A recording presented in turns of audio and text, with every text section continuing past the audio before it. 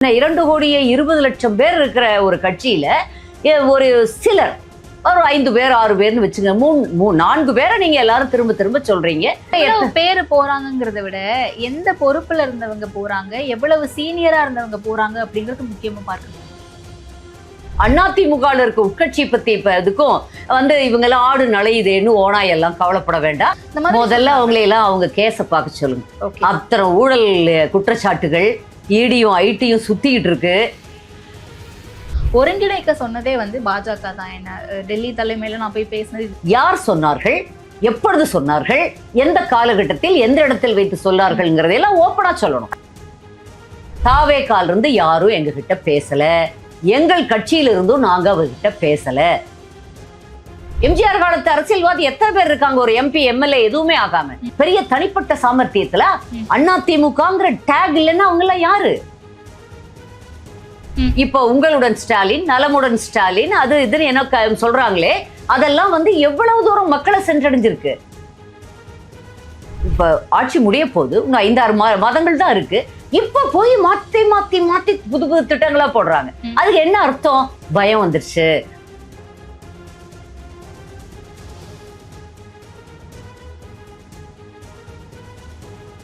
ஆச்சி அதிரசமா விடுங்க, கையில தட்டி சூடான எண்ணெயில பொரிச்சா அதிரசம் ரெடி. இந்த டிபேட் நேயர்களுக்கு வணக்கம். இன்றைய சிறப்பு நேர்காணலில் நம்மோட அதிமுகவினுடைய செய்தி தொடர்பாளர் நிர்மலா பெரியசாமி இருக்காங்க. வாங்க பேசலாம். வணக்கம் மேம். வணக்கம். அதிமுக தற்போதைய சூழல்ல 2026 தேர்தலுக்காக ரொம்ப களமாடிக்கிட்டு இருக்காங்க. பரபரப்பா வேலை போய்கிட்டு இருக்கு. அண்ட் அதே சமயம் பரபரப்பா நிறைய சிக்கல்கள் அதிமுகவில் இருக்கும் அப்படின்ற ஒரு கேள்வியை எழுப்பிக்கிட்டே இருக்காங்களா மேம் தொடர்ந்து? என்ன காரணம் நினைக்கிறீங்க நீங்க?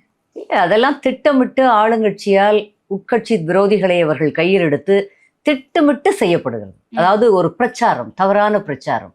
ஜூலை 7ஆம் தேதி எழுச்சி பயணம் என்று கிளம்பிய எங்கள் பொதுச் செயலாளர் எடப்பாடியாருக்கு கிடைத்த கிரவுண்ட் லெவல்ல கிடைத்த அப்படி ஒரு ஏகோபித்த வரவேற்பு, எழுச்சி, அது நீங்க எல்லாருமே டிவியில பார்த்துருப்பீங்க. அது திரட்டப்பட்ட கூட்டம் அல்ல. அப்படியெல்லாம் கூட்டம் அவ்வளோ நேரம் வெயிட் பண்ணி பார்க்க மாட்டாங்க. அப்படி ஒரு மக்கள் காத்திருந்து ஒரு உணர்ச்சி வசப்பட்டு, அண்ணா நீங்க எப்போ வரப்போறீங்க ஆட்சிக்குன்னு கேட்குற அளவுக்கு எல்லாம் பெண்கள் எல்லாம் ரொம்ப ஒரு எழுச்சியாக இருந்ததை இவர்களால் தாங்கிக் கொள்ள முடியல. நேச்சுரலி ஆளுங்கட்சிக்கு, அதாவது திமுகவுக்கு அடுத்தவருடைய வளர்ச்சி பொறுக்காது. அந்த வகையில அவங்க இங்க யாரெல்லாம் அதிருப்தியில உள்ள எவ்வளோ பெரிய கட்சி, 2 கோடி பேருக்கு மேல இருக்கிற கட்சியில நேச்சுரலி ஒரு அதிருப்தி இதெல்லாம் இருக்கத்தான் அங்கங்க 1-2 இருக்கும். அப்படிப்பட்டவர்களை, ஒரு துரோகிகளை மனதுக்குள் எப்பவும் ஒரு காழ்ப்புணர்ச்சியை வைத்துக்கொண்டே இந்த கட்சியில இருந்தவங்களை கையில் எடுத்துருச்சு திராவிட முன்னேற்ற கழகம். அவர்களுடைய ஒரு நம்புறீங்களா? முழுமை அதுதான் உண்மை. ஆமா, அதுதான் உண்மை. இல்லைன்னா எந்த தைரியத்துல அவர்கள் அந்த அளவுக்கு ஒரு சொல்றாங்களே, வெளியில திமுக ஆட்சிக்கு வந்துரும் சொல்றாரு. ஒரு முன்னாள் முதல்வராக அதிமுகவால் அமர வைக்கப்பட்டிருந்தவர், அம்மாவால் அமர வைக்கப்பட்டிருந்த ஒருவர் தனக்கு தகுதி இருக்கிறதா இல்லையா, அந்த நாற்காலிக்கு உரிய ஜஸ்டிபிகேஷனை நம்மளால பண்ண முடியுமா, அதை கூட புரிஞ்சுக்காம அம்மானால அதிமுகனால பெரிய உயரிய பதவிகளை எல்லாம் பார்த்தவர்கள், 9 முறை நான் சட்டமன்ற உறுப்பினர் அப்படிலாம் சொன்னவங்க, பல்லாயிரக்கணக்கான கோடிகளை குவித்து கொண்டு ஒரு தொழில் செய்யல, ஒண்ணுமே செய்யல, ஆனா அவ்வளவு பெரிய வசதி வாய்ப்புகள்லாம் அனுபவிக்கிறவங்க, அவங்கெல்லாம் அதிமுகவை எதிர்த்து, அதுவும் ஒரு நயவஞ்சகத்தனமாக அவர்கள் பேசும் விதமே உங்களுக்கு தெரியுமே.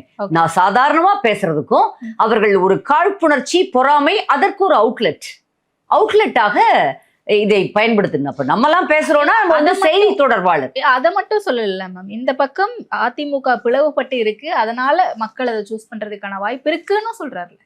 அதிமுக பிளவு படலைங்கிறது தான் நாங்க திரும்ப திரும்ப சொல்றோம்.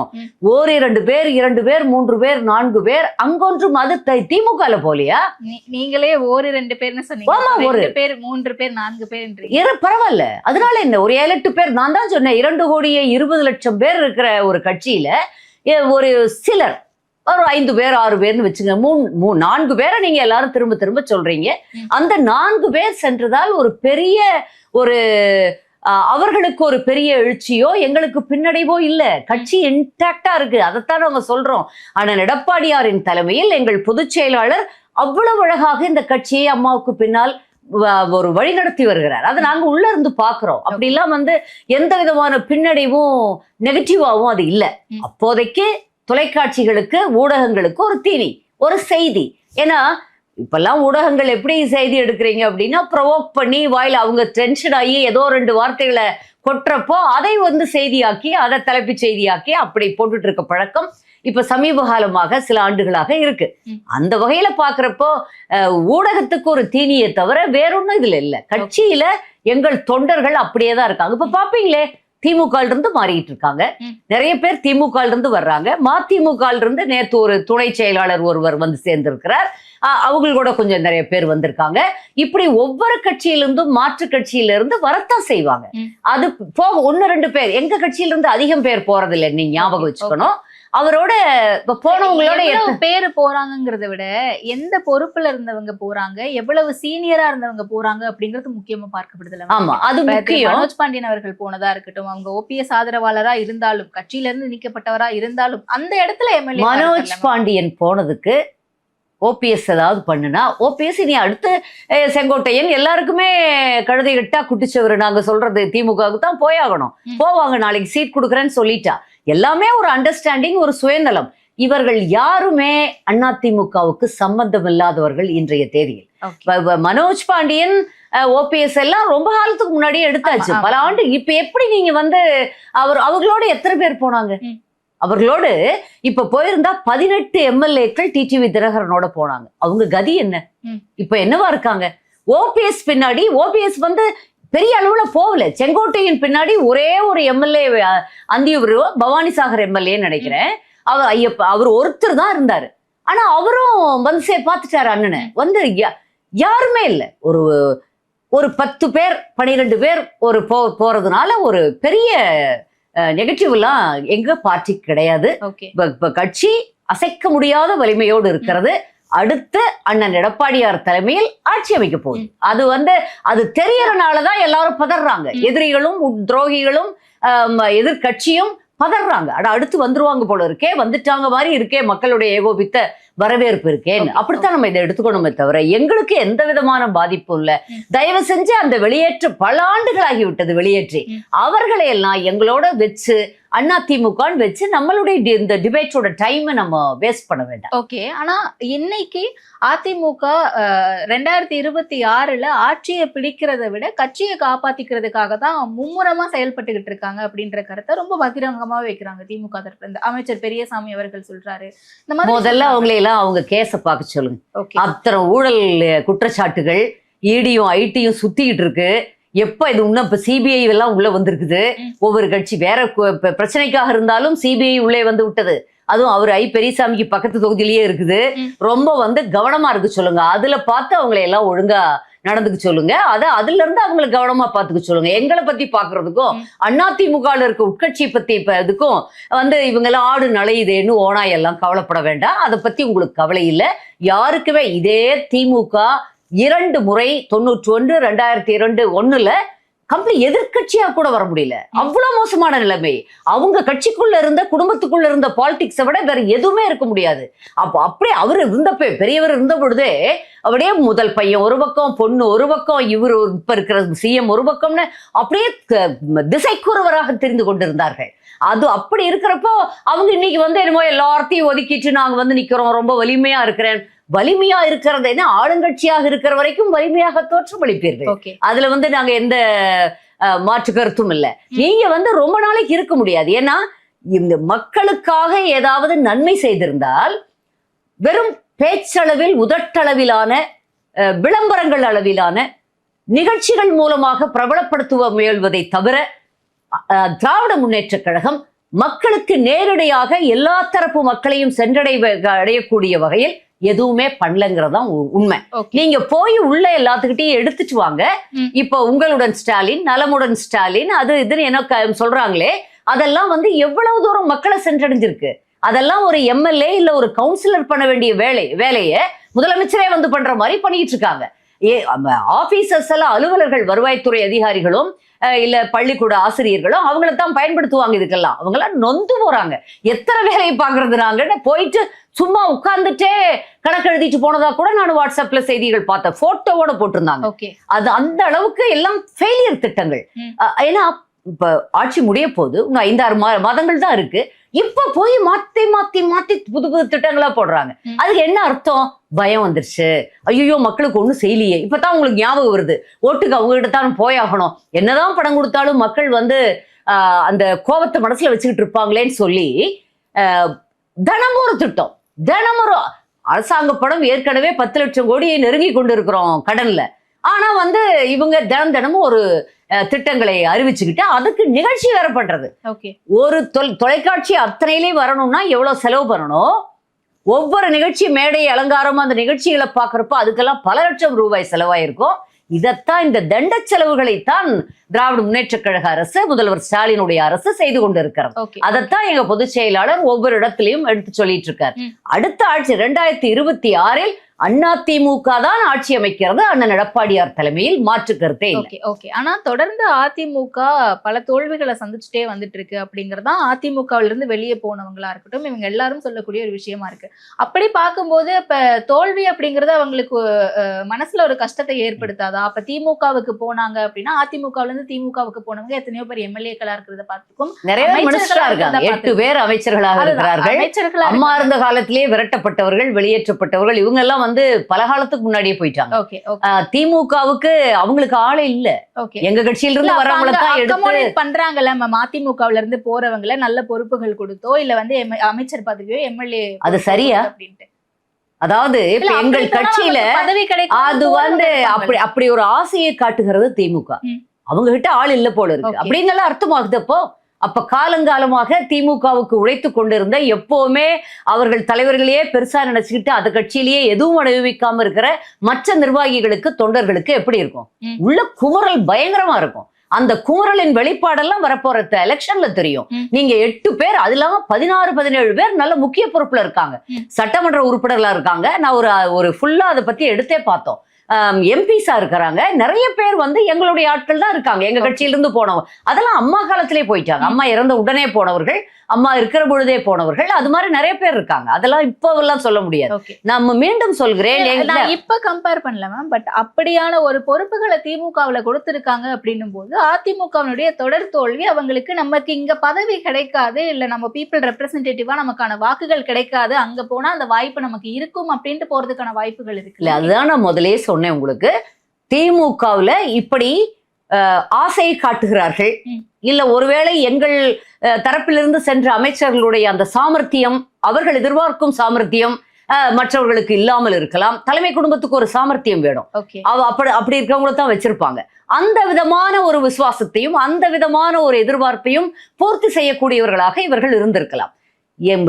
அப்படி ஆப்பர்ச்சுனிஸ்டிக்கா, அதாவது ஒரு இயக்கத்தில் இருக்கும் பொழுது கிடைக்குதோ கிடைக்கலையோ ஒரு தலைமையை ஏத்துக்கிட்டோம்னா, சரியான காரணம் இல்லாமல் எனக்கு பதவி கிடைக்கல, பணம் சம்பாதிக்க முடியலங்கிறதுக்காக ஒருத்தர் வெளியில போனா அது வந்து சரியா இருக்காது. அப்படி ஒரு இயக்கத்தை விட்டு அப்படிதான் சொல்றேன், திமுகல அப்படி பயங்கரமான தோல்விகள்ல இருந்திருக்காங்க. 13 ஆண்டுகள் தலைவர் இருந்த பொழுது பதவியே இல்லை அவங்க. அந்த மாதிரிலாம் ஒரு எதிர்கட்சியாகவே இருந்து எதிர்கட்சி அந்தஸ்தை கூட இழந்து அப்படியெல்லாம் இருந்துதான் திமுக கஷ்டப்பட்டு இருக்கு. அதிக ஆண்டுகள் ஆண்ட கட்சி எங்கள் கட்சி தான், அதிமுக தான். உங்களுக்கு தெரியும், அதிமுகவுக்கு இருக்கக்கூடிய சிறப்புகள் அவங்களுக்கு கிடையாது. 2 தடவை தொடர்ந்து திராவிட முன்னேற்ற கழகம் வெற்றி பெற்றதே இல்லை, ஒரு தடவை கூட வெற்றி பெற்றதில்லை. யாங்க அப்படி இல்லை, தலைவர் காலத்துல 3, அம்மா காலத்துல 2, இப்ப மீண்டும் அடுத்து எங்களுடைய டர்ன் வந்துருச்சு. அடுத்து எங்களுக்கு தான், ஏன்னா இவங்க தான் சான்ஸ் கொடுத்தாங்க ஜனங்க. இவ்வளவு வருஷமா இப்படி தவறுகள் பண்றாங்களே, 5 வருடமாக 10 வருடம் இல்லாம இருந்தாங்க, திருந்திருப்பாங்க நினைச்சு கொடுத்தாங்க. அதுவும் அவர் சட்டையை கிழிச்சு விட்டுட்டு பரிதாபமா கதறினார் இல்லையா சிஎம் எல்லா பக்கமும். அதை பார்த்து நம்ம மக்கள் கொஞ்சம் உணர்வு வயப்பட்டவர்கள் பாவம்னு போட்டுட்டாங்க. இப்ப தெரிஞ்சுக்கிட்டாங்க எல்லாரும் இவங்க திருந்தவே மாட்டாங்க. அதனால நிச்சயமாக இந்த தடவை எங்களுக்கு தான் வரும். நீங்க நினைக்கிற மாதிரி திமுக கட்டமைக்க முயல்வது போல எங்கள் கழகம் ஒரு பலவீனமான நிலையில் இல்லவே இல்லை. அதைத்தான் சொல்றேன். நல்லா இருக்கு. நீங்க வந்து ஒரு தடவை அண்ணன் எடப்பாடியாரோட கேம்ப் ஆபீஸ்ல இல்ல இங்க மெட்ராஸ்ல பார்க்கணும், எங்கள் தலைமை கழகத்துல பார்க்கணும், எப்படி எல்லா நிர்வாகிகளும் உணர்வோட முனைப்போட இருக்காங்கன்னு அப்பதான் தெரியும். அப்படிதான் இருக்காங்க இளைஞர்கள். பல லட்சம் இளைஞர்கள் இருக்காங்க. இளைஞர் இடம்பெண்கள் பாசறை இருக்கிறது, மாணவர் அணி இருக்கிறது, இளைஞர் அணி இருக்கிறது, பெண்களுக்கான மகளிர் அணி இருக்கிறது. எல்லாரும் எல்லா தரப்பு இவ்வளவு பல லட்சக்கணக்கான பேர் இருக்காங்க. நீங்க அப்படியெல்லாம் நினைக்கிறதுக்கு திமுக நிச்சயமாக இதை கட்டமைக்க முயல்கிறது. இதை கட்டமைத்து கொண்டே இருக்கிறது. அது எத்தனை தடவை அவங்க ஃபெயிலியர் ஆனாலும் திரும்ப திரும்ப விக்ரமாதித்தரை போல திரும்ப திரும்ப உயர்ந்து கொண்டே இருக்கிறார்கள். ஆனா ஃபெயிலியர் தான் அவங்களுக்கு. இந்த தடவை எலெக்ஷன் அப்போ தெரியும் மக்கள் என்ன நினைச்சிட்டு இருக்காங்க. ஓகே, பட் பாஜகவுடைய ரோலுமே இதுல இருந்திருக்கு அப்படிங்கறத சொல்றாங்களே. இப்ப செங்கோட்டையன் அவர்கள் என்ன சொல்றாருன்னா, ஒருங்கிணைக்க சொன்னதே பாஜக தான். என்ன டெல்லி தலைமையில நான் போய் பேசினது இது எல்லாமே அப்படின்னு குறிப்பிட்டாரு. நாங்க ஒரு 6 பேர் போய் பேசணும் அப்படின்லாம் சொல்றாருல, இதெல்லாம் உண்மைதானா மேம்? அது உண்மையா இல்லையாங்கிறதெல்லாம் எனக்கு தெரியாது.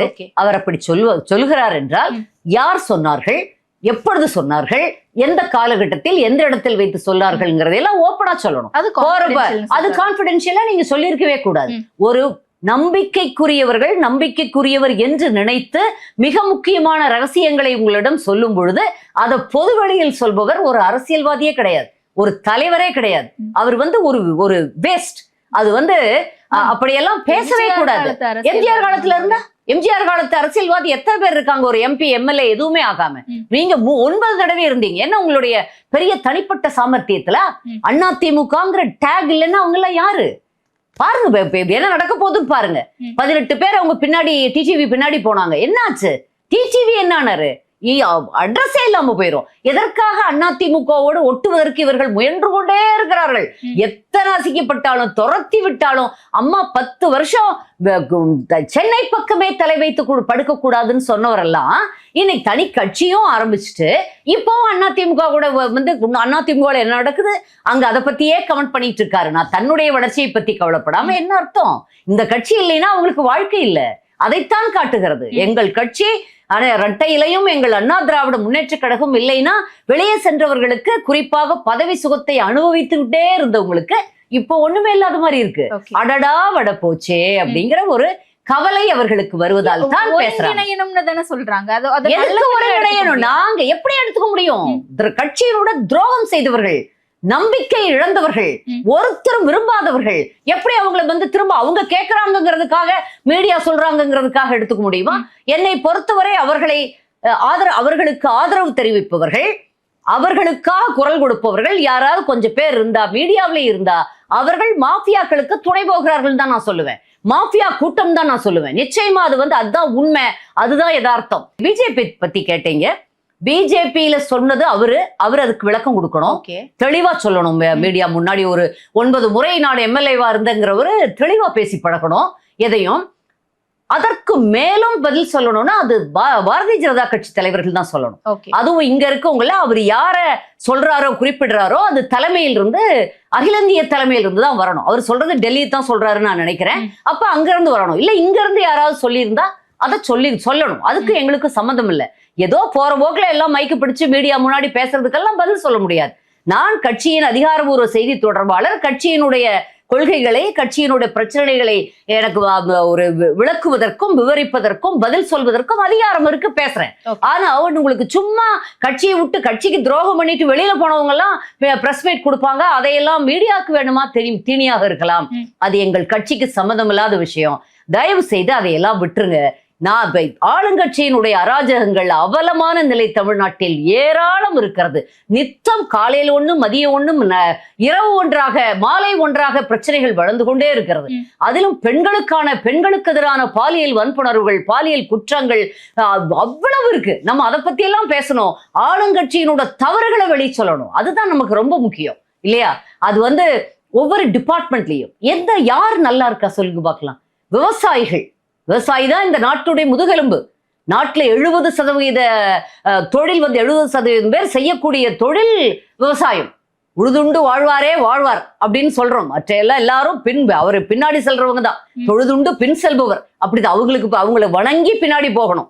அப்படிப்பட்ட விவசாயிகளுக்கு இன்னைக்கு என்ன நடந்துட்டு இருக்கு? 30 லட்சம் நெல் மூட்டைகள் மழையில சரியான இடத்துல பாதுகாப்பா வைக்காதனால அப்படியே எல்லாம் நெல்லு முளைச்சு அப்படி இருந்ததை அப்படியே ஓப்பனா பார்த்தோம். இது எதிர்க்கட்சி தலைவர் வேண்டுமென்றே குற்றம் சாட்டவில்லை, ஊடகங்கள் பார்த்தது. இவ்வளவு நீளம் நாற்று முளைத்திருந்ததை, எல்லாமே முளை விட்டிருந்ததை நம்ம பார்த்தோம். இது அது எதுவும் பொய் இல்லை. அப்படி இருக்கும் பொழுது உங்களுக்கு முதல்வரும் துணை முதல்வரும் இல்லவே இல்லைங்கிறாங்க. பெண்களுக்கு எதிரான குற்றங்களை எடுத்தீங்கன்னா இந்த அரசாங்கம் உங்களுக்கே தெரியும். தினமும் கோயில் காவலாளிகளை எல்லாம் வெட்டி படுகொலை. இப்ப சென்னை பக்கத்துல 2 பேரை ஒரே நைட்டு. ஒரு SSI காவலர் குடியிருப்புல SSI வீட்டுக்குள்ளேயே புகுந்து தஞ்சம் புகுந்த ஒருவரை ஒரு ஆணை உள்ள போய் வெட்டிட்டு வந்திருக்காங்க. அதெல்லாம் ஒரு சட்டம் ஒழுங்கு முழுமையாக சீர்கட்டுட்டுதுன்னு நம்ம நினைக்கலாம். அண்ணா யூனிவர்சிட்டி மேட்டர்ல இருந்து அதுக்கு முன்பு நிறைய வந்தது. ஆனா அண்ணா யூனிவர்சிட்டி மேட்டர் ரொம்ப பெரிய பிரபலியமா எல்லாரும் பேச, நிர்பயாவுக்கு அப்புறம் அண்ணா யூனிவர்சிட்டி மேட்டர் எல்லாரும் பேச தகுந்ததா இருந்தது. அந்த பெண்ணும் தைரியமாக ஒரு கம்ப்ளைண்ட் கொடுக்க வந்தது. 2வது முறையும் வலியுறுத்தி இல்ல இந்த நபர் தான், அதுவும் இன்னொரு சார் கூட இருக்கணும்னு சொன்னாருன்னு. ஆனா அது யாருன்னு எல்லாருக்கும் தெரியும். அந்த சாரை பத்திய யூகிக்க முடியுது, இவராத்தான் இருக்கும். யார் அந்த ஞானசேகரனோட வாக்கிங் போனது, பிரியாணி சாப்பிட்டது, நிகழ்ச்சிகள்ல பங்கெடுத்தது, தினமும் அண்ணா யூனிவர்சிட்டிக்குள்ள வாக்கிங் போவாங்களாம். அப்பெல்லாம் பாக்குறப்போ இவர் அண்ணா யூனிவர்சிட்டியில வாக்கிங் போறாங்க, அந்த நபரோட போறாங்கன்னா இவராகத்தான் இருக்கும்னு எல்லாருக்குமே ஒரு யூகிக்க முடியுது. ஆனா அதை பத்தி பேச்சே இல்லை. ஸ்பெஷல் இன்வெஸ்டிகேஷன் டீம் ஒண்ணு போட்டாங்க, அது என்னாச்சுன்னே தெரியல. எங்க டெல்லியில இருந்து வந்துருவாங்களோன்னு இவங்களே அவசரமா ஒண்ணு அமைச்சாங்க, அது என்னாச்சுன்னு தெரியல. இப்ப கோவை மாணவி, கோவை கல்லூரி மாணவி, இப்படி அது இல்லாம திருவண்ணாமலையில, அப்புறம் இதுல குடியாத்தத்துல தெய்வ செயல். இதுல என்னன்னு பாத்தீங்கன்னா பெரும்பாலான 45 பலாத்கார வழக்குகள், பெண்களுக்கு எதிரான இந்த மாதிரியான குற்றங்கள் கடந்த 10 மாதங்களில் பதிவாயிருக்கான். புகார் பதிவாயே இருக்கான். நிறைய நம்மளுக்கு தெரியல. இப்ப இதுல இருந்து என்ன தெரியுதுன்னா, கொஞ்சம் கூட காவல்துறை ஒரு முழு வீரியத்தோடு செயல்படவில்லை. அவர்களை செயல்பட வைக்க வேண்டிய முதலமைச்சர் தன் கையில் காவல்துறையை வைத்திருக்கிறாரே தவிர எதுவும் செயல்படுவதில்லை. அப்படிதான் நம்ம எடுத்துக்கணும். அதானே இது. அவங்க கேக்குறாங்க, ஒவ்வொரு பெண்ணுக்கும் ஒரு ஆள் அனுப்ப முடியுமா, ஒரு காவலர் போட முடியுமா? அதைத்தான் நாங்க சொல்றோம். நிச்சயமா ஒவ்வொருவருக்கும் ஒரு காவல் அதிகாரி போடுறதுங்கிறது சாத்தியமில்லை. ஏற்கனவே நமக்கு போலீஸ் பற்றாக்குறை இருக்கிறதான் அறிகிறோம். இன்னும் நிறைய பேர், இன்னும் பல்லாயிரக்கணக்கான காவலர்களுக்கு நமக்கு தேவை இருக்கு இங்க.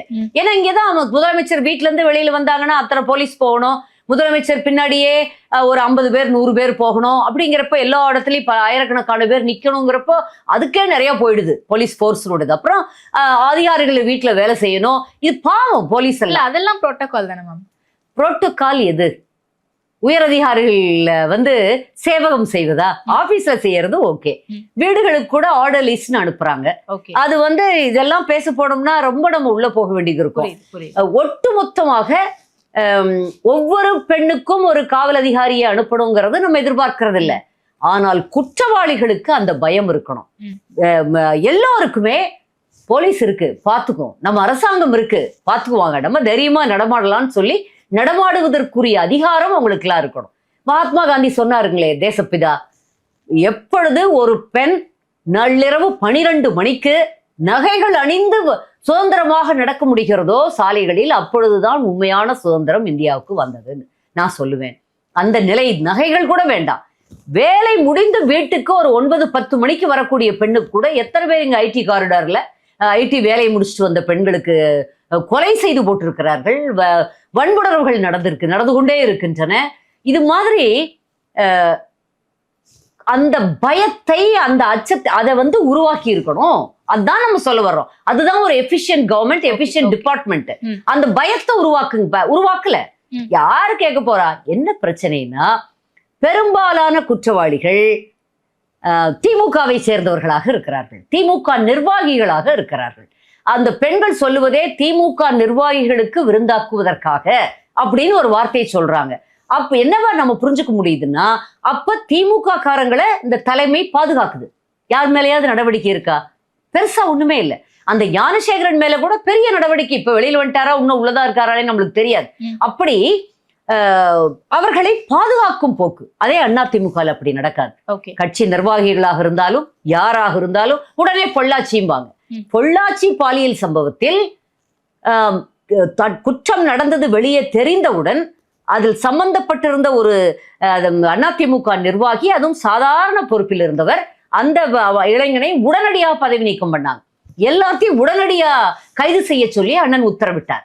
உடனடியாக சிபிஐ விசாரணைக்கும் தானாகவே முன்வந்து உத்தரவிட்டது அண்ணன் எங்கள் இபிஎஸ் அண்ணன் தலைமையிலான அதிமுக அரசு. அதனாலதான் விரைவா இவ்வளவு தூரம் அந்த குற்றவாளிகளுக்கு தண்டனை உறுதி செய்யப்பட்டு எல்லாருக்கும் இன்னைக்கு கடுமையான தண்டனைகள் விதிக்கப்பட்டிருக்கு. அது அது மாதிரி இங்க நடக்கிறது இல்ல. கட்சிக்காரர்களை என்ன தவறு செய்தாலும் திராவிட முன்னேற்ற கழகம் பாதுகாக்கிறது. அதுதான் நான் உங்க வருத்தமா சொல்றேன். புரியுது. அப்ப திமுக மேல இவ்வளவு குற்றச்சாட்டுகள் இருக்கு இத்தனை ஆண்டு காலத்துல, இந்த 4-5 ஆண்டு காலத்துல அப்படின்னு சொல்றீங்கல்ல. அப்ப ஒவ்வொரு பிரச்சனை வரும்போதும் அதிமுக எப்படி செயல்பட்டாங்க அப்படின்றதையும் கேள்விக்குறியாக்குறாங்க. இங்க அதிமுக எத்தனை ஆர்ப்பாட்டங்கள் நடத்தினாங்க, திமுக எதிர்த்து ஆர்ப்பாட்டங்கள் நடத்தினாலுமே அதை ஸ்ட்ராங்கா ரொம்ப வலிமையா வச்சாங்களா, அவங்களுக்கு உட்கட்சி பிரச்சனையை பேசுறதுக்கே நேரம் சரியா இருக்கு அப்படின்ற விமர்சனங்கள்லாம் வைக்கப்படுதுல்ல. உங்களுக்கு எங்களுக்கு உட்கட்சி பிரச்சனை மட்டும் பேசுறதுக்கு நேரம் இல்லை. எங்களுக்கு ஆர்ப்பாட்டம் போராட்டத்துக்கு நிறைய நேரம் இருக்கு. ஊடகங்களுக்கு தான் எங்கள் உட்கட்சி பிரச்சனைகளே அல்வாவாக இருக்கிறது. நாங்கள் நடத்தக்கூடிய போராட்டங்களோ, எங்கள் தலைவர்கள் விடக்கூடிய அறிக்கைகள், அங்க அந்த பகுதியில் சென்று பார்ப்பது, அது எல்லாமே ஊடகங்கள் தான் வெளியில கொண்டு வர மாட்டேங்கிறாங்களே. அது எங்களுக்கு தேவையான அளவுக்கு அந்த எக்ஸ்போஷர் எங்களுக்கு கிடைக்கிறது இல்லையே தவிர, எங்கள் கட்சி தலைவரிலிருந்து, எங்கள் பொதுச் செயலாளர் அண்ணன் எடப்பாடியாரிலிருந்து, எங்கள் கடைக்கோடி தொண்டன் வரை எல்லா நிர்வாகிகளும், அந்தந்த பகுதியில் இருக்கக்கூடிய மாவட்ட செயலாளர்கள், அணி நிர்வாகிகள், மகளிர் அணி அக்கா வளர்மதி அக்கா அவர்கள் தலைமையில் எல்லாம் பண்ணிட்டு தான் இருக்காங்க. இப்ப கூட இந்த கோயம்புத்தூர்ல பெரிய போராட்டம் நடந்தது. அது கண்டன ஆர்ப்பாட்டங்கள் நடக்குது. அண்ணா யூனிவர்சிட்டிக்காக நிறைய முறை நாங்கள் போராடினோம். அது பெரிய ஆர்ப்பாட்டத்தை எல்லாம் நடத்தணும். அதெல்லாம் நீங்க மறந்துருக்க மாட்டீங்கன்னு நினைக்கிறேன். ஊடகங்கள் வசதியாக நடத்துறாங்க. நான் தான் சொன்னேன், நடத்துறாங்க. பட் ஸ்ட்ராங்கா நடத்துறாங்களா, அவங்களுக்கு இத பத்தி பேசவே சரியா இருக்குன்ற விமர்சனம் இல்ல. விமர்சனம் வைப்பவர்கள் வைத்துக் கொண்டேதான் இருப்பாங்க. அப்புறம் விமர்சனம், அதுவும் அதிமுக இன்னைக்கு எதிர்கட்சி. எங்கே அதிமுக திரும்பவும் ஒரு பலமாக அதாவது அடுத்த ஆட்சி அமைப்பது அதிமுக தான். அந்த வலிமை புரிவதால் இவங்க ஆளுங்கட்சியால் திட்டமிட்டு இந்த மாதிரியான ஒரு பொய் பிரச்சாரம், ஆளுங்கட்சி எல்லா விதமான அஸ்திரங்களையும் கையில் எடுக்குது. முதல்ல அஸ்திரம் நம்ம பண்ண வேண்டியது என்ன, ஆளுங்கட்சியாக மக்களுக்கு நல்லது செய்வது. அதை செய்யல. ஒவ்வொரு செய்வதாக போக்கு காட்டி அத்தனை டிபார்ட்மெண்ட்ல இருந்தும் பல்லாயிரக்கணக்கான கோடிகளை, இன்னைக்கெல்லாம் 2 லட்சம் கோடிக்கு மேல போயிருக்கோம் அவங்களுடைய கணக்கை பார்த்தா. ஏன்னா மணல்ல தனியா, டாஸ்மாக்ல தனியா, ஒவ்வொன்றிலையும் பார்த்து. இப்ப உள்ளாட்சித்துறையில KN நேருவுக்கு என்ன ஆச்சு? என்ன பேசுவீங்க? சுயமரியாதை, அதை பத்தி யாராவது பேசுனீங்களா?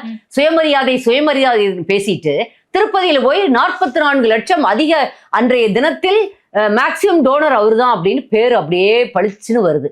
ஒவ்வொரு கோயிலுக்கு, சட்டநாதர் கோயில்ல போய் சட்ட சிக்கல் இருந்து என்னை காப்பாத்துன்னு போய் நின்று உட்காந்துட்டு இருக்காரு. இதெல்லாம் பேசுனீங்களா?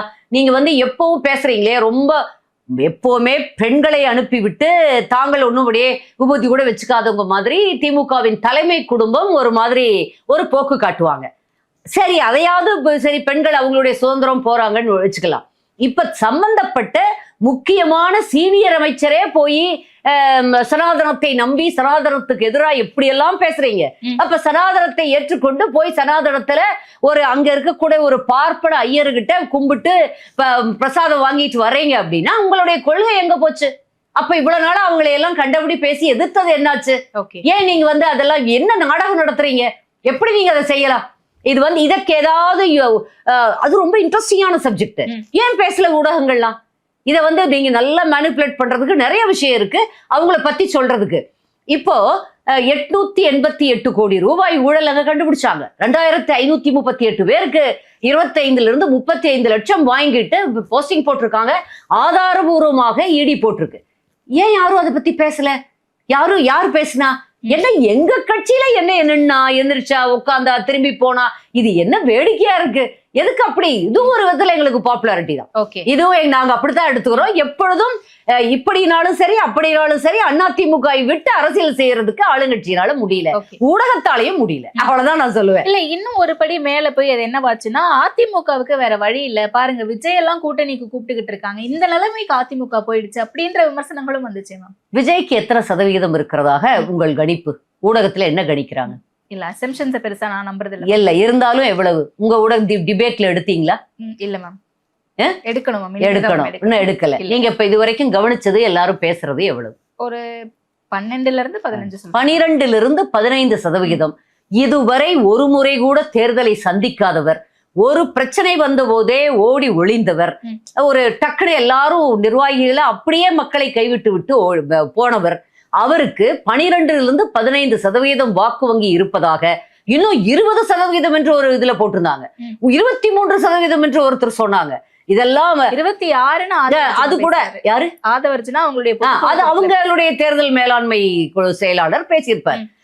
அது ரொம்ப அவங்கள கொஞ்சம் அதிகமா பேசிக்கிட்டாங்களோ கூட 20ன்னு கொஞ்சம் ஊடகத்திலேயே படிச்சேன். அப்படி இருக்கிறப்போ தேர்தலையே நிக்காதவரு அவ்வளவு ஒரு மக்கள் ஆதரவு இருக்குன்னு ஒரு ஊடகங்கள் கணிக்கிறப்போ நாங்கள் அவங்களோட கூட்டணி வைக்கணும்னு நாங்க விஜய் கூட எல்லாம் அப்படிங்கிற அளவுக்கு நீங்க சொல்ற அளவுக்கு அது சாதாரணம் இல்லை.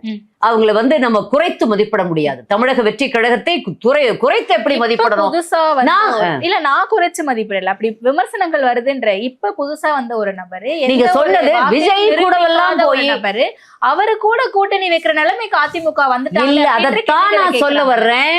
அவர் இதுவரை இல்லாமல் இருந்திருந்தாலும் அவருக்கு இவ்வளவு செல்வாக்கு இருக்கிறது என்று ஊடகங்கள் தான் கணிக்குது. ஓகே, அவங்களுடைய கட்சியிலிருந்து சொன்னா 26 46 கூட சொல்லிக்கலாம். அதை நம்ம எடுத்துக்கல, விட்டுருங்க. அதை கூட நான் சொல்ல வர்றது இவ்வளவு பெரிய ஒரு வாக்கு வங்கி இருப்பதாக, அத்தனை மக்களுடைய ஆதரவு இருப்பதாக தெரிய வருது. அப்ப நாங்க பேசணும், அவ்வளவுதான். அண்ணன் தெளிவாக விஜய் இந்த இப்போ சமீபத்தில் நடந்த பொதுக்குழுவில் அறிவிப்பதற்கு முன்னதாகவே, ஒரு வாரத்துக்கு முன்னதாகவே, 2 வாரத்துக்கு முன்னதாகவே எங்கள் பொதுச் செயலாளர் அண்ணன் எடப்பாடியார் அவர்கள் தெளிவா சொல்லிட்டாரு, தாவேக்கால இருந்து யாரும் எங்க கிட்ட பேசல, எங்கள் கட்சியிலிருந்தும் நாங்க அவர்கிட்ட பேசல. அது அந்த சந்தர்ப்பத்தில் அப்படி ஒரு துர்பாக்கியமான நிகழ்வு இதுல கரூர்ல நடந்தது. அது முடிந்தவுடன் அப்பொழுது அதிமுக அவர்கள் மேல் காட்டிய உண்மையான பரிவு, அந்த இடத்துல நாங்க அரசியல் பண்ணல. எங்கள் பொதுச் செயலாளருடைய பாடி லாங்குவேஜ், அந்த முக பாவனைகள் அதெல்லாம் பார்த்திருந்தீங்கனாலே அழுகியே வராம அழுது அந்த மாதிரிலாம் நாங்க அப்படியெல்லாம் நாங்க பண்ணல. உண்மையிலேயே ஆதங்கத்தோடு அட பாவம்பா, அவங்க கட்சியில இவ்வளவு பேர் அவங்க கட்சி சார்ந்த நிகழ்வுல போனா அவங்களுக்கு எவ்வளவு கவலை இருக்கும் ஒரு தலைவருக்கு. அதனால இதுல நம்ம அரசியல் பண்ணக்கூடாது, பாதுகாப்பு குறைபாடுகள் தான் இதுக்கு காரணம். எப்படி இருந்திருந்தாலும் பாதுகாப்பை நிர்வகிக்க வேண்டியது காவல்துறையின் பொறுப்பு. அதைத்தான் சொன்னாரு. நீங்க அவ்வளவு பேரை ஏன் உள்ள விட்டீங்க? அந்த இடத்துக்குள் 12,000 பேர் 15,000 பேர் தான் மேக்சிமம். எங்க அதிமுகவுக்கு அவ்வளவுதான். அதோட நாங்க நிறுத்திக்கிட்டோம். ஏன்னா எங்களுக்கு தொகுதிக்குள்ளதான் வந்த கூட்டமே அவ்வளவு. ஆனால் அது திட்டமிடுவோம், எங்கள் நிர்வாகிகள் மாவட்ட செயலாளர்கள் திட்டமிடுவாங்க, இவ்வளவுதான் வரணும் அப்படின்னு. அப்படிங்கிறப்போ நீங்க ஏன் ஒரு எல்லையிலேயே நிறுத்தி இருக்கலாமே? இதற்கு மேல நான் முதலையே தம்பி விஜய்கிட்ட சொல்லி இருக்கலாமே, நீங்க வர்றப்ப எல்லாத்துக்கும் கையசிச்சுட்டு வந்துருங்க, எல்லாரையும் பார்த்த மாதிரி அப்படியே வந்துருங்க உள்ளன்னு சொல்லியிருக்கலாம். ஆனா அப்படியெல்லாம் எந்த முன்னறிவிப்பும் இல்லாம, அவங்களுக்கு முன்னெச்சரிக்கை கொடுக்காம நீங்க பாட்டுக்கு உள்ள விட்டுட்டு, அப்ப நேச்சுரலி அது எல்லாரும் அவரை பாக்குற ஆசையில அப்படியே முண்டி அடிச்சு 30,000 பேர் 12,000 பேர் இருக்க வேண்டிய இடத்துல 30,000, 27 இருந்து 30 வரைக்கும்ங்கிறாங்க. அவ்வளவு பேர் நின்னா என்ன ஆகும்? அப்படி ஒரு ஸ்டாம்பீட் இதுவரை உலக வரலாற்றிலே நடந்தது இல்லைன்னு சொல்றாங்க. அவ்வளவு படுமோசமான ஒரு படுபாதக செயல் நடந்தது. அதற்கு காவல்துறையும் இந்த அரசாங்கமும் பொறுப்பேற்க வேண்டுமா இல்லையா? அதைத்தான் நாங்க கேட்டோம். இதை நாங்க தாவேக்காக்கு உடனே சப்போர்ட் பண்ண நியாயத்தை எங்கள் பொதுச் செயலாளர் பேசினார். உள்ள நியாயம் யாரா இருந்திருந்தாலும், அண்ணன் சீமானுக்கு கட்சிக்கு ஒரு பிரச்சனை வந்திருந்தாலும் பேசியிருப்போம், இல்ல வேற விடுதலை சிறுத்தைகளுக்கு வந்தாலும் அண்ணன் பேசியிருப்பார். திமுக கூட்டணி கட்சி ஆயிட்டே அப்படின்ட்டு அதுக்காகவெல்லாம் விட்டுருக்க மாட்டாங்க. எல்லாருக்கும் நியாயம்னு ஒண்ணு இருக்கு. எதிர்கட்சி தலைவராக சிறப்பாக அப்ப பதில் சொன்னார். அவ்வளவுதான் நான் சொல்ல வரேன். ஏன்னா கரூர் சம்பவத்துக்கு பிறகு விஜய்க்கு ஆதரவு தெரிவித்த அதிமுகவினரோ இல்ல இபிஎஸ் அவர்களோ, அதற்கு பிறகு தாவேகா தரப்புல இருந்து கூட்டணி கிடையாது, ஒரு மாசத்துக்கு முன்னாடி எந்த நிலைப்பாட்டுல இருந்தமோ அதே நிலைப்பாட்டுல தான் இப்பயும் இருக்கும் அப்படின்ட்டு பகிரங்கமா அறிவிச்ச பிறகு கடுமையான விமர்சனங்களை முன்வைக்கிறாங்க. KP முனுசாமி அவர்களா இருக்கட்டும், இல்ல நத்தம் விஸ்வநாதன் அவர்களா இருக்கட்டும், இந்த மாதிரி பலருமே கடுமையான முக்கிய நிர்வாகிகளா இருக்கக்கூடியவர்களே கடுமையான விமர்சனங்களை தாவேகா மீது வைக்கிறாங்க. ஏன்னா அதாவது எங்கள் பொதுச் செயலாளரை பொறுத்தவரை ரொம்ப கிளியரா சொல்லிட்டாங்க, அவங்களோட நாங்க பேசல, எங்களோட அவங்க பேசலாம், இதோட இது அவ்வளவுதான், இதுக்கு மேல முடிச்சிருங்கன்ட்டார். அதையே தான் திரும்பவும் நான் வலியுறுத்த விரும்புகிறேன். அவர் பேச்சுக்கு மீறி மேல இங்க ஒண்ணும் கிடையாது. எங்க கட்சியை பொறுத்தவரை பொதுச் செயலாளர் தான் தலைவர், தலைவர் தான் எல்லாமே. நாங்க வந்து தலைவர் காலத்துல இருந்து, அம்மா காலத்துல இருந்து இப்ப அண்ணங்காலம் வரைக்கும் எல்லாருமே, எல்லா நிர்வாகிகளும் அப்படித்தான் இருப்பாங்க. அண்ணன் KP முனுசாமி அவர்கள், ரத்தம் விஸ்வநாதன் அவர்கள்லாம் பேசினாங்க அப்படின்னா அந்த சூழ்நிலையில அவர்களுக்கு அதாவது அதிமுக தான் வரப்போற ஆளப்போகிற கட்சி, ஆண்ட கட்சி.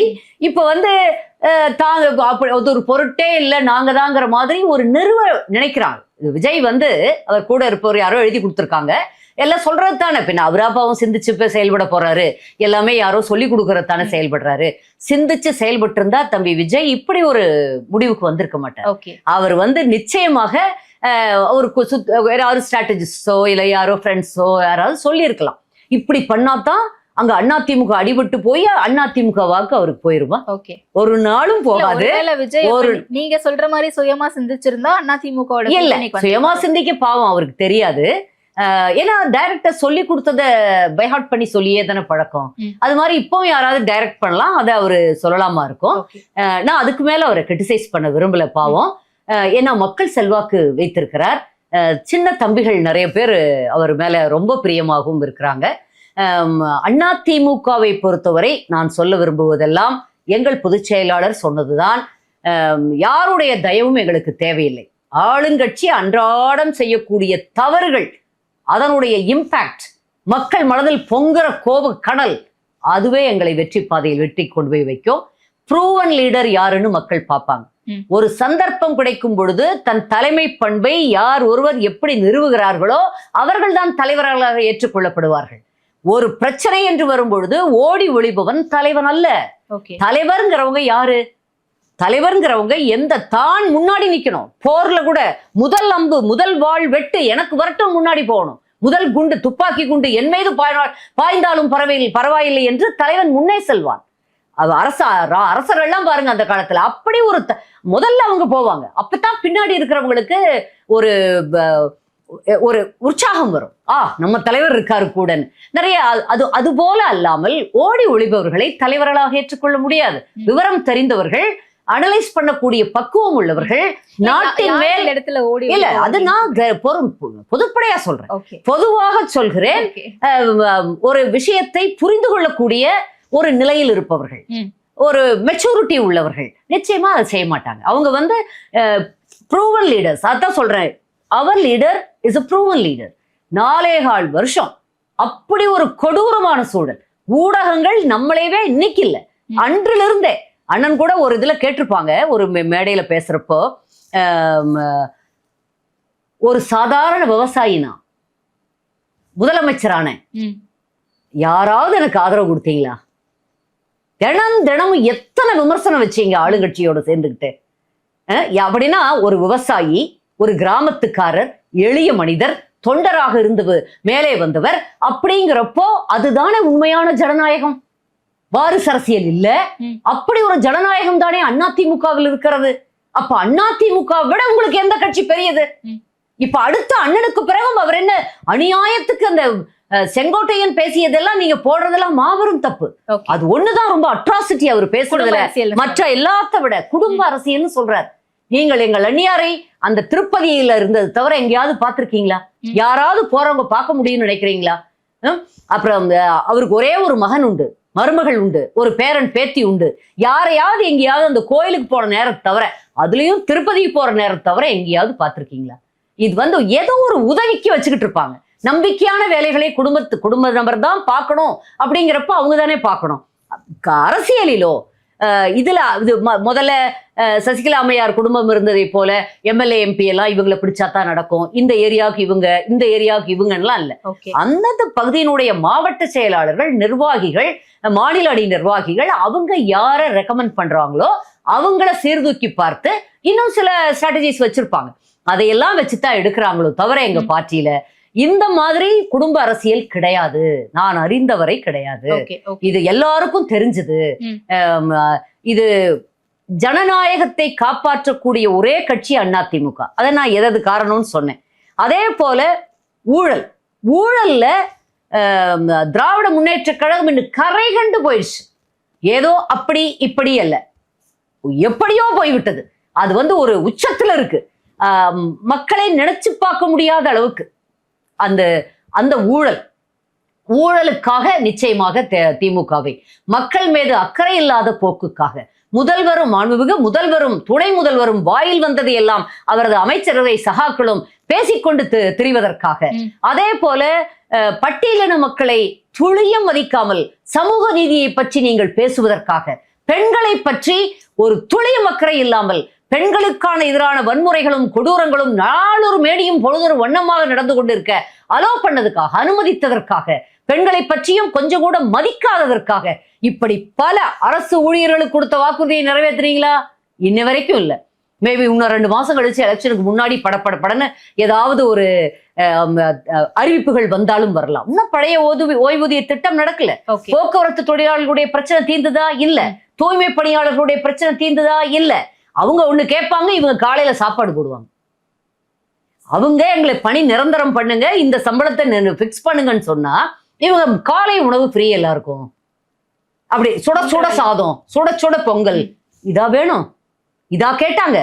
இது அடிஷனல். அவங்க ஆதாரத்தை கேட்கிற, அவங்க வீட்லயே ஏதாவது பண்ணிட்டு வந்து சாப்பிட்டுக்குவாங்களே. அவர்களை பற்றி ஒரு துளி அக்கறை இல்லாத அரசாக இந்த அரசாங்கம் இருக்கிறது. அதே போது எங்களை வெற்றி பெற வைப்பதற்கு மக்கள் கம்பேர் பண்ணி பாக்குறாங்க. இபிஎஸ் ஆட்சி எப்படி இருந்தது? 4.25 வருஷம் அவ்வளவு சிரமத்துக்கு இடையில, நான் சொன்னேன் இன்னும் முடிக்கல, ஊடகம் பிரச்சனை, திமுகவுடைய எதிர்கட்சியோட பிரச்சனை, உட்கட்சியில இருந்த எதிரிகள் பிரச்சனை, எவ்வளவு பணப்பிரச்சனை, இயற்கை சீற்றங்களுடைய பிரச்சனை. அப்பத்தானே கோவிட் வந்தது, அப்பத்தானே கஜா புயல் வந்தது, அப்பதான் ஒரு டிராட் ஒண்ணு வந்தது. அத்தனையும் ஒரு இடத்துல, ஒரே ஒரு இடத்தில் பணம் இல்ல, மத்திய அரசாங்கம் தரல, ஏதாவது சொல்லியிருப்பாரா? எவ்வளவு குவைட்டா இருந்ததுல. அப்படி இருந்தப்ப கூட உலகம் முழுவதுமே வரி வருவாய் இல்லாத ஒரு காலகட்டத்தில், கோவிட் பெருந்தொற்று காலத்தில் நம்மளுடைய ஜிடிபி ரேட்டு மைனஸ் போகாம பார்த்துக்கிட்டு வருவதுதான். எல்லா மாநிலங்களையும் மைனஸ், பெரிய நாடுகள்ல எல்லாம் மைனஸ் போயிடுச்சு. நம்ம மாநிலத்துல, தமிழ்நாட்டுல நம்ம மட்டும்தான் பிளஸ்ல இருந்தோம். +0.7 ஏதோ இருந்தோம். 9-10 இருந்து கீழே வந்துருச்சு. ஆனாலும் பிளஸ்ல இருந்ததே பெருசுன்னு நான் ஒரு அந்த பொருளாதார வல்லுநர்கள் அவங்க எல்லாம் வந்து பேசினத நான் ஒரு பத்திரிகையில படிச்சேன். அப்படி இதெல்லாம் ப்ரூவன் ஃபேக்ட். நாங்க எதையும் பொய் சொல்லல. எங்கள் பெருமைகளை, எங்கள் பொதுச் செயலாளர் ஆண்ட காலத்தின் அதிமுக உடைய அரசினுடைய சிறப்புகளை எங்கள் அம்மா காலத்திலிருந்து, புரட்சி தலைவர் காலத்திலிருந்து பேசணும்னா பேசிக்கிட்டே இருக்கலாம். அவ்வளவு நன்மைகள் இருக்குது. அதனால தயவு செய்து இந்த டிபேட் வாயிலாக, அபர்ணா மூலமாக நான் சொல்லிக்கொள்ள ஆசைப்படுவதெல்லாம், அதிமுக பலவீனமாக இல்லவே இல்லை. 2026 அப்ப எத்தனை முனை போட்டி இருக்கும் நம்புறீங்க? இப்போதைக்கு பார்க்கும் பொழுது 3 முனை போட்டியாக தெரிகிறது இல்லையா? விஜய் தனியா நிக்கிறேங்கிறாரு. திமுக கிட்ட இருந்து நிறைய கட்சிகள் வெளியில போயிடும். அவங்க யார்கிட்ட சேர்றாங்க என்னன்னு தெரியாது. பாமக இருக்கிறது, கட்சிகள். ஆமா, நிறைய கட்சிகள். ஏன்னா ஒரு கட்சி அங்க உருவுனா எல்லாருமே பின்னாடி போயிடுறதுக்கு வாய்ப்பு இருக்கு. என்ன விதமான ஸ்ட்ராட்டஜிஸ்? திமுகவினுடைய பணபலம் ஒருவேளை ஏதாவது காப்பாற்றலாம். நாங்கள் எங்கள் கூட்டணி கூட்டணி பாரதிய ஜனதா மத்தியில் ஆளும் கட்சி. அது வந்து ஓரளவு தமிழ்நாட்டில் ஸ்திரமாக நின்றுவிட்ட கட்சி. ஆனா நாங்க வந்து எங்களுடைய வேலைகளை எங்கள் அண்ணன் தொடங்கிட்டார், தன்மேல் நம்பிக்கை வைத்து. இரட்டை இலை, புரட்சி தலைவர், புரட்சி தலைவி அம்மா, அவர்களுடைய செயல்பாடுகள், தன்னுடைய ஆட்சி காலத்தின் சிறப்புகள், இன்னும் என்னவெல்லாம் நான் பண்ணியிருக்கேன், என்னவெல்லாம் பண்ண போறேங்கிறத சொல்லி ஒரு ப்ரோஆக்டிவ், அதாவது ஒரு நேர்மறையாக மக்களை அணுகுகிறார் எங்கள் பொதுச் செயலாளர். எப்ப பாரு அவங்களையே பேசிட்டு இல்லாம ஒரு பிரம்மாண்டமான கட்சி வரும் சொல்லிட்டு இருக்காங்க, சொல்றாங்க. அண்ணன் சொல்றாங்கன்னா ஏதாவது அர்த்தம் இருக்கும். எப்பவுமே கூட்டணிகளுக்கு இன்னும் காலம் இருக்கு. எல்லாம் ஜனவரி, பிப்ரவரிக்கு, மார்ச்ல இருந்து தான் அதுக்கான ஒரு வடிவம் வரும். அது வரைக்கும் அப்படியே தான் இருக்கும். எல்லாரும் போக்கு காட்டுவார்கள். நான் தனியா நிக்கிறேன், நம்ம தான் தெரியுமா அப்படின்னு காட்டிட்டு தான் இருப்பாங்க. அது வந்து ஒரு இயல்பு. அவரவர் தொண்டர்களை உற்சாகப்படுத்தணும், அதுக்கு அவங்க பேசிட்டு இருப்பாங்க. அப்ப 3 முனை போட்டி இப்போதைக்கு தெரிகிறது. நாம் தமிழர்னா 4 முனை போட்டி. அவங்க தனியா தான் இருப்பேன்னு அவரும் சொல்லிட்டே இருக்காரு. அதனால 4 முனை போட்டியா இப்போதைக்கு 4 முனை போட்டி. நவம்பர் 12ஆம் தேதி நம்ம பேசிக்கிட்டு இருக்கோம். இன்னை தேதிக்கு 4 முனை போட்டி. களம் எப்படி மாறும் அப்படிங்கறத பார்த்து பொறுத்திருந்து பேசும். நேரத்திற்கு ரொம்ப நன்றி. ஆமா, ஜூன்ல பாப்போம், மே எண்டுல பாப்போம். கண்டிப்பா. நன்றி, வணக்கம்.